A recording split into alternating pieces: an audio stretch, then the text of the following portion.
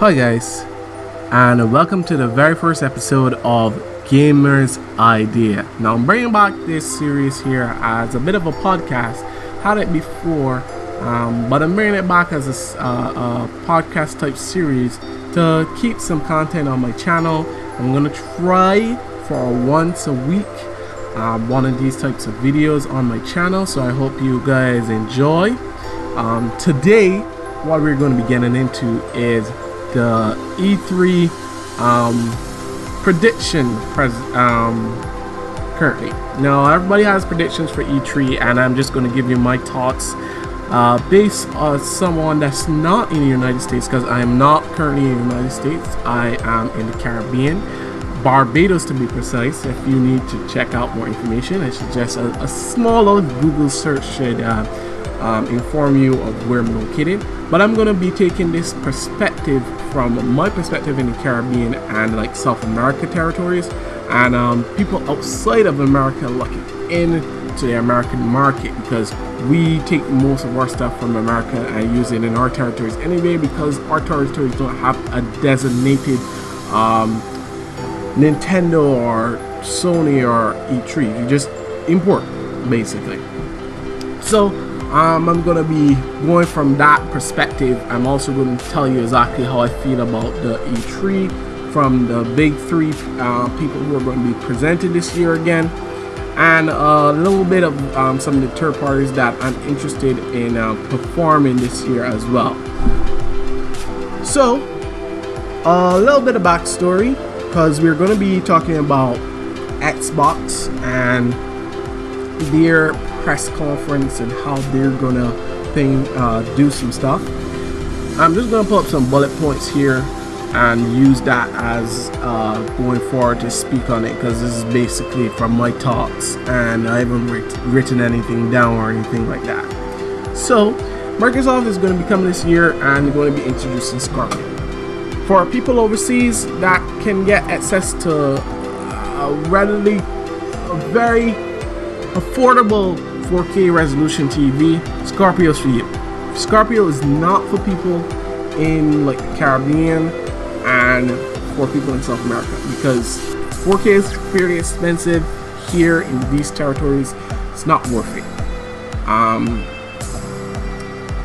Microsoft, I haven't seen an exclusive for me. I don't even know why I should own a Microsoft Xbox One. I love Xbox original, I can love the 360, but I can't get behind the Xbox One because of the exclusive. I don't see anything that I don't see on PlayStation 4 or the PC for that matter. So I haven't seen anything from you guys for a little while. I know you've got Crackdown 3 and Sea of Thieves coming from the guys from Rare. They're not really making me want to buy an Xbox One, and I haven't wanted to buy an Xbox One because of the crap that you pulled for the very first Xbox One being always online, DRM, that sort of kind of thing, and that really soured my tails for the whole Xbox One. And if I don't like a system when it comes out, I technically tend to avoid the system. It's like the PlayStation 3. PlayStation 3 came out for how much money? And I was like, not my money, you ain't. And I haven't bought a PlayStation 3 since. I wanted to get a PlayStation 3 now. Someone wanted to sell me one for like 200, 250, but how the money have fallen. But I don't want, me personally wanted a PlayStation 3. I wasn't going to pay the money. Still ain't going to pay the money. And the same with Xbox. Your DRM stuff bullshit is not for me. I don't want it, never will want it. I don't want to pick up Xbox One. But for the people who do want to pick up Xbox One, you Xbox fans, what is it there that you're going to get? Xbox Online is still good, and it's still considered the best out of the three, but that's about it, guys. There's nothing that you can't get on the PC, you can't get on your Xbox One. And that's the problem that Microsoft has right now. Microsoft at this E3 needs to get with it and buy some studios and start doing content, actual only on Xbox One content. You know, like how that only on Xbox sign was in the original Xbox, and you know you could only got that for Xbox. That's what you need to do. That's what we want as gamers, because gamers right now are realizing it's just as easy to just get someone put a computer together and play our games on Steam. Yeah, for some of the hardcore gamers like myself, I still really like a physical copy, and you can still get physical copy for PC games, and PC game boxes are big and look good. But I mean, we grew up with consoles and we like our little clamshell cases and stuff like that, and you're not giving us what we want, Xbox. What I need to see from you to let you have a decent and successful E3 presentation is, yeah, you gotta review the Scorpio for those graphic horrors out there, but exclusives, and I will preach this to the day I die. Exclusives, Microsoft, get on it. And not only just Master Chief, alright? Get some new exclusives in there. So let's move on to Sony. Now, I don't have much to say to you, Sony. You've been doing great.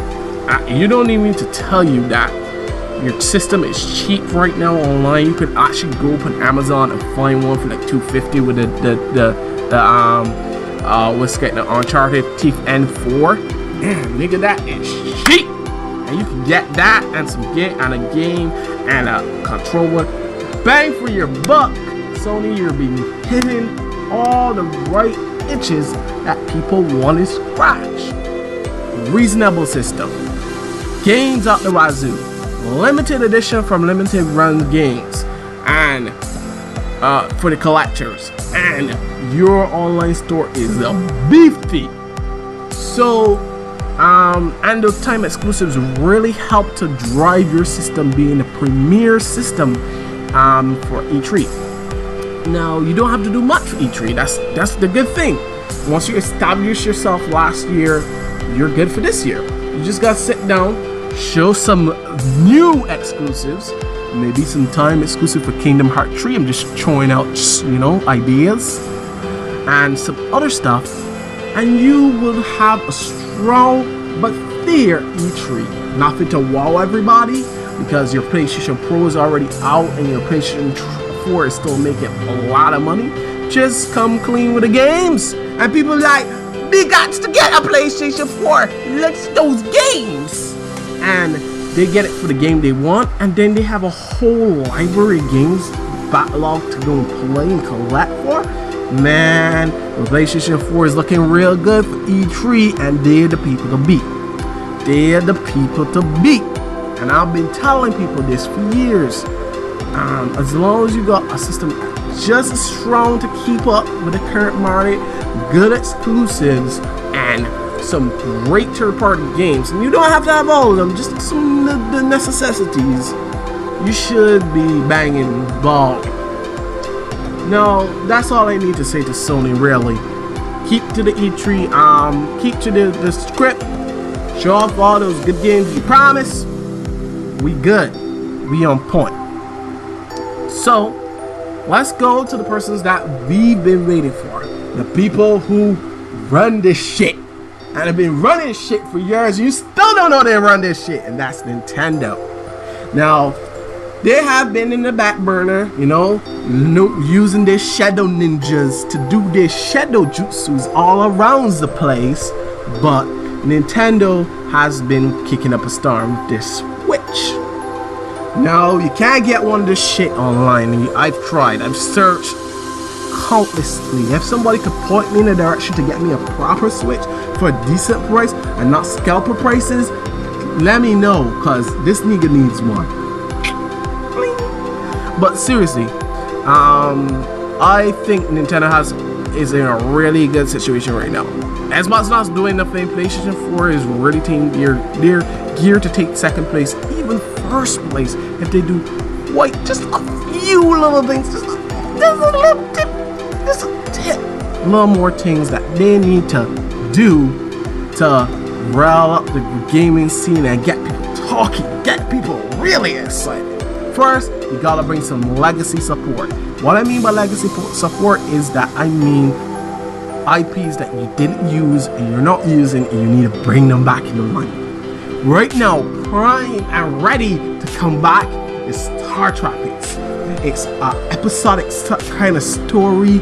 You can work that sort of 3D environment that you get for Zelda Breath of the Wild into that Star Tropics X story. It's in a modern day. It's just right and ready for the picking. And having that on the go or on your big TV, oh goddamn! Star Tropics. I want Star Tropics to come back, and I am a big advocate of Star Tropics coming back. And many people might not know about Star Tropics. It's a really good game, and they need to bring it back. Another thing they need to get back in is they need to get back Metroid to farm. And I don't know about you guys, but you pissed off a lot of people with that Federation Force. To get back in their good graces, just release me some Prime. You have to release at least a Prime or a Super Metroid style Metroid game. And if you release both, I'm telling you, one on the online store, which is the Super Metroid Type 1, and one is Prime as a release. Man, you're gonna be selling those Switches so fast you can't even keep them in stock. Not even on the shelves, on the stock. Then they come up when the stock get finished, it just disappear, because that's gonna sell like hotcakes. You gotta bring Pokemon Stars, because I heard rumor mills. It's not official, but you know, Pokemon Stars on the Switch would be good. Just make it updated version, clean it up on the Switch. Put a few extra mons and features from Pokemon Sun and Moon, because a lot of people like Pokemon Sun and Moon and a lot of people hate Pokemon Sun and Moon. It's a very polarizing opinion since the dust is settled. But making Pokemon Star and making it really good, to make it a Pokemon game, a mainstream Pokemon game on a mainstream console with the added ability to take it on the go. Now, I know the Pokemon Company also needs to work on this, and the Pokemon Company takes their time dealing with new hardware from Nintendo. We've seen it already from switching over from the DS to 3DS. We got Black and White 2 on the DS before we got a game on the 3DS. So I won't expect anything so soon on the Switch for the Pokemon Company. They might just test the waters and try a thing with Stars on Switch, but that's a highly unlikely possibility. My bet is Stars is still going to come out on 3DS as one of the final games for it. But that's just a sneaking suspicion of how Pokemon Company works and how they've been working for the last few years, and they've done pretty well. Take time to learn the system, see what other people do with the system, and then apply that knowledge to Pokemon. So I wouldn't expect anything from Pokemon on the Switch just yet, but maybe an announcement or two to just keep us Pokemon fans happy like myself, and maybe for next year, or and then push it back a little bit to polish it up. I think that should be good. If you do that, I'll be fine. Just announce it, says it's coming, I should be fine. Nintendo have a new IP, ARMS. A lot of people are not excited for ARMS, and a lot of people are excited for ARMS. It's a very polarizing topic. People wanted Punch Out, you give us Punch Out with Springs. I don't know how to react to that. Hey. But ARMS looks good. You're gonna do good with ARMS. It's not gonna be a gangbuster seller like how Splatoon was, but it's gonna at least keep people preoccupied so they know that there's no games. There's no games. Anyway, right. And speaking of Splatoon is coming in summer. Perfect game for the summer. You did the right decision and make it for the summer, where all the children who like Splatoon from Wii U are going to pick it up. The people who didn't get to pick it up the first time are going to pick it up this time, and they're going to enjoy Splatoon, because Splatoon was a smash hit on the Wii and a sleeper hit on the Wii, and it's going to just pick up steam on the Switch, and it's going to just sell like gangbusters. I am going to begin a split Switch for Splatoon, and I'm going to be starting my new series. It's a little secret, little teaser A little teaser in there, but yeah, I'm gonna be trying to get that sorted out. Stay tuned for that. But yeah, Nintendo need to work on getting those legacy IPs up and running. Yes, I know you need third-party support, but focus on those legacy support. You have enough IPs to bring a game from January to absolutely December. First-party IPs with great gameplay on the Switch, and this is the only experiences you're going to get on the Switch.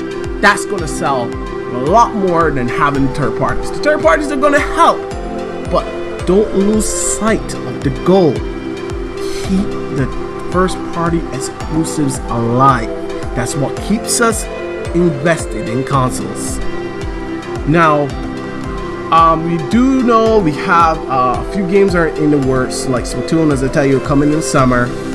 We have Mario Odyssey to pick up the holiday season, and whatever announces for E3, because you know Nintendo's going to turn some curveballs. We need the legacy support, Nintendo. So bring some legacy support. We also need you to keep up with the first party support as you usually do, and don't worry too much about the third party support. Pursue it as usual, but don't worry too much on it if it falls through, because you need something to fall back on. And your first party support is what brings you through time and time again. You're Nintendo fans. We follow you till you die. So just keep up the good work. Other things that you need to work on is getting ports from Wii U to Switch, because people missed out on the Wii and a lot more people are guaranteed to get a Switch. So have ports of some of all the Nintendo Select games that you have, port them. So Bayonetta 1 and 2, Donkey Kong Tropical Freeze, Star Fox Zero, Pikmin 3, what's getting out? Super Mario 3D Land, World, whatever you want to call it. All of those you need to port like fast. Even some Wii games you need to port. Donkey Kong Country Returns, you need to port. Sin and Punishment, you need to port. Let's get now Mario Galaxy 1 and 2. All the good Wii games you need to port there as well. So having all of that beefy goodness of Wii U and the beefy goodness of Wii is going to make that system very desirable, in my opinion, when it comes to the people who are going to go all digital, like myself. I'm going to make my Switch one of the very first all digital platforms that I'm going to be buying for. So I'm not going to be buying any physical games. I'm just going to be paying for cards and buying digital only. And I want to see how that goes, because I gotta get accustomed to moving into the digital age, and I have to find out how that's going to affect me as a gamer moving forward. So I'm going to make Nintendo Switch my digital platform of choice. And that's what you need to do, Nintendo. Throw some curveballs at us. Maybe put in Smash 4 Melee Super Pack there. That's going to sell like gangbusters. Make sure you got something announced for Pokemon, and have something for legacy support, people. If you with ports of Wii and Wii U games, if you have that, the Switch is going to be very desirable. A lot of people are going to say Nintendo won A3, niggas, and you can't really argue with that. Really, third-party support, first-party Nintendo games that are on, that can be on TV or on the go, and you only lose a little bit of graphical fidelity from 1080p to 720p. I think it's going to be really good, and people are going to be sleeping in Nintendo, and Nintendo are going to hit them with the 1-2, and just, your jaw going to get broke. So the next thing we're going to talk about, or the final thing that we're going to be talking about, is the third parties. What we need to do is we need to have a talk. EA, just bring me back some remakes. That's all I want you to do for me. I know it's a lot to ask for, but I want Underground, Need for Speed Underground 1 and 2 in a collection I think they have Underground 3. Correct me if I'm wrong, they got Underground 3. All 2 or 3, whatever amount of Undergrounds, Need for Speed Undergrounds, in a remake them, graphically remake them, make them look something like Forza 5 kind of type graphics, and put it on Wii. Make Wii your testing ground. Test it out. If it works out really well for Underground, because I love Underground. I know a lot of people that love Need for Speed Underground 1 and 2. Swear by that game's best game ever. Best game ever EA ever made. Another game that you need to put back into the limelight is that you need to put back in NBA Jam 1, 2, and 3. I want those in the collection as well. Fix up the graphics. That's my NBA Jam of the 2000s. NBA Street Volume 2, that's my jam. That's my jam. So if you could just remake those for me, Electronic Arts be good. I clean with you. We wipe off the slate real clean, and that'll be good to start your new professional reality TV show to move to the top. Seriously, just do that, EA, and you'll make a lot of people happy. Moving on to Ubisoft. Ubisoft, really, you have really good games. I'm not gonna lie. Some of your games are kind of poopy, but some of your games are really good. Rayman, Assassin's Creed, as much people would hate, is a yearly series. It's still pretty good, and some of your other IPs are really good. What I need you to do is that I need you to improve on your polish. People have been telling you your game is being buggy, and that affects your sales, and that affects your numbers, and that affects people looking to buy a game and bother wait through 3,000 to 4,000 updates until they can get to play their game. That's not desirable at all. At all. So just keep to the Assassin's Creed and Far Cry polish. Polish from you, Ubisoft. That's what I want. Polish games. If you can bring the polish to me, I am going to be fine with you, Ubisoft. Just keep doing what you're doing. Dip your toe into like 2 new IPs, at least 2, and you should be fine. If you could do that, you at least could stay afloat. I'm saying, if you don't, you're gonna get deeper down that rabbit hole like THQ, and you do not want to go down that rabbit hole. I'm telling you, it's not gonna be fun times. Now, finally, we're gonna be talking about Capcom. Capcom. I know you don't have anything planned for E3, but DLC I need to see for Street Fighter. We need some legacy characters. We gotta get Sean. People have been crying out for Sean. Give me Sean, nigga. I would buy a PlayStation 4 Street Fighter 5 just to play Sean in Street Fighter 5. Just give me Sean, give me Q, and give me that guy. I can't remember his name. Oh god, his name is escaping me. Maybe throw back in Elena, but just give me some legacy characters. I seen Street Fighter EX. If you bring that back, if I get Garuda and I get Hakato and I get my boy Colin back for Street Fighter EX, woo! I'll be so good. I saw an April Fool's joke and you hurt my whole being with it, and it was playable. It was absolutely playable, and it looked great. And I personally am an EX fan. I know a lot of people don't like Street Fighter EX series, but me, my brother, and my friends play the heck out of Street Fighter EX. We love Street Fighter EX. Point blank, we love Street Fighter EX a lot. We did all those combos, all those videos. Street Fighter EX 1, 2, 3. We played it all. 3 is not our favorite. 2 EX Plus is our favorite.